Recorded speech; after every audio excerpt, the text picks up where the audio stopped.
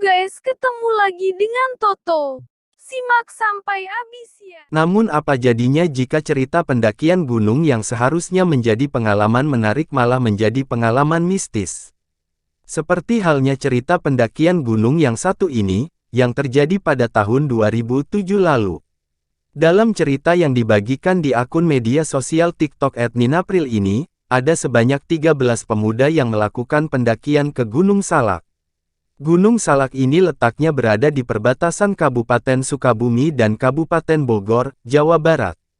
Di tengah-tengah pendakian, salah satu pendaki tersebut melihat ada sesosok bayangan hitam yang melambaikan tangan ke arahnya.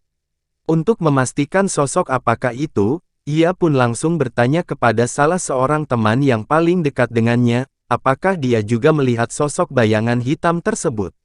Temannya itu mengatakan bahwa dirinya tidak melihat sosok apapun dari arah yang ditunjukkan oleh pendaki tersebut.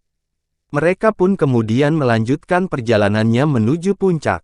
Malam pun semakin larut, ke-13 pendaki itu akhirnya memutuskan untuk segera mendirikan tenda untuk kemudian beristirahat sebelum melanjutkan perjalanan mereka.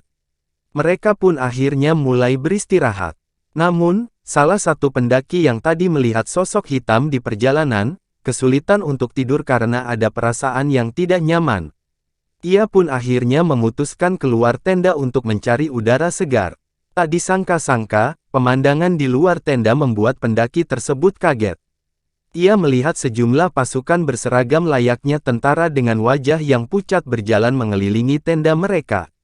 Selain melihat pasukan berseragam, ia pun melihat seekor macan di antara barisan tentara tersebut yang menatap tajam ke arahnya. Beberapa waktu kemudian, ia kemudian mendengar ada lantunan ayat-ayat doa yang berasal dari bukit-bukit di atas mereka. Suara lantunan doa tersebut terdengar seperti suara seorang wanita yang tidak diketahui pasti di mana keberadaannya. Pendaki itu pun pelan-pelan masuk ke dalam tendanya hingga akhirnya berhasil terlelap berkat lantunan doa-doa yang juga mampu mengusir para pasukan tersebut. Terima kasih sudah menonton, jangan lupa like, komen, dan subscribe.